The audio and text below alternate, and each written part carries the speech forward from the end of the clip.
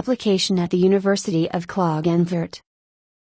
At the University of Klagenfurt organization laboratories have been offered since 1970, Krainz, 2006, 2010, Rechtien, 2001, to students, to attendees of postgraduate courses in organizational change, conflict management and mediation, and to consultants and managers from outside the university context.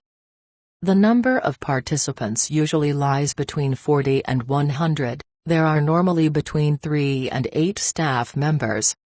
The idea is based on the laboratory concept, to learn about organization while performing the process of organizing.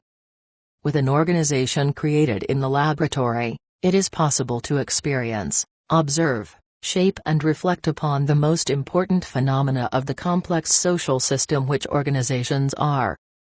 In contrast to the T group, which analyzes the process in the group, OLab focuses on processes at the organizational level, integrating roles of individuals and teams within organizations and intergroup relations.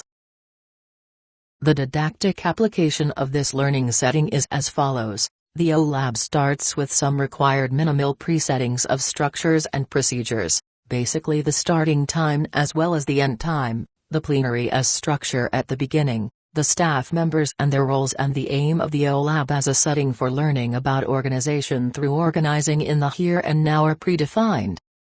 This way some structures and instructions are provided at the outset, but compared to other trainings or seminars no additional agenda is provided intentionally, which results into the experience of a lack of leading and orientation by the participants. The basic assumption is that a leadership vacuum fosters the competence of self-monitoring and self-leading. Essentially, a kind of social vacuum is produced.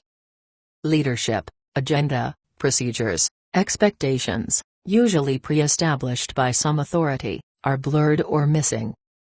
As tension produced by the vacuum mounts, members endeavor to supply the missing elements and their behavior output also mounts. Bradford et al., 1964, p. 41. This vacuum causes the participants to have to work on and begin to develop these themes. Then they can reflect on their own assumptions and concepts about organizing and change and find blind spots in their thinking and acting, since they can immediately see what happens and receive feedback on their actions.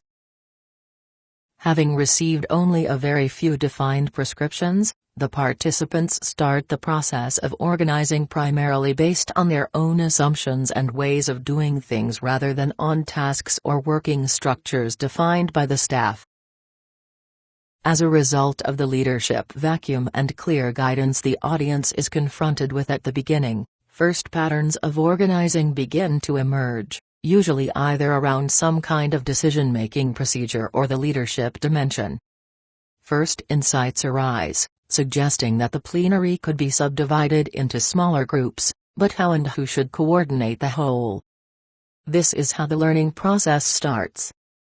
In each case there is from the very beginning a social, learning, process, which can take widely different forms. In the early years it was observed that groups were formed very early in the process. In recent years it has more often been the case that group formation does not happen automatically, rather, other forms of networking occur, which, however, are usually due to very individualistic motives and can actually worsen the problem of decision-making in the organization which is being built.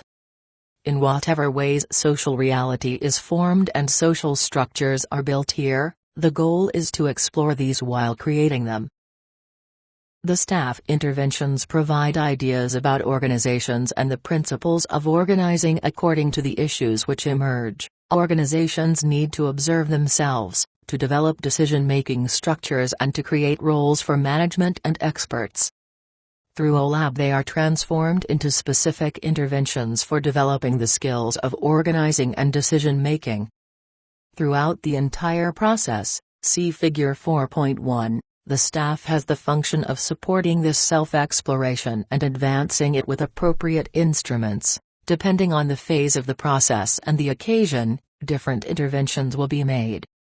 In consideration of the learning goal of making the organization itself the object of the learning, there are various forms of interventions.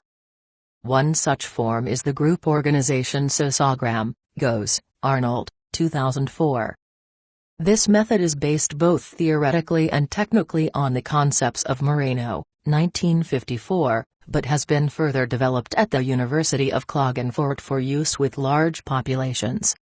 The GOES is capable of sociometrically representing coherent groups, interconnections among groups and internal group structures as they exist at the moment of observation. Arnold, 2004, p. 1. Simply expressed, with this special sociometric method, informal groupings are made visible and their participants receive prompt feedback. The GOES makes it possible for groups to observe and describe themselves and others and is also an instrument for strengthening the group members' perceptions of one another and improving their ability to act.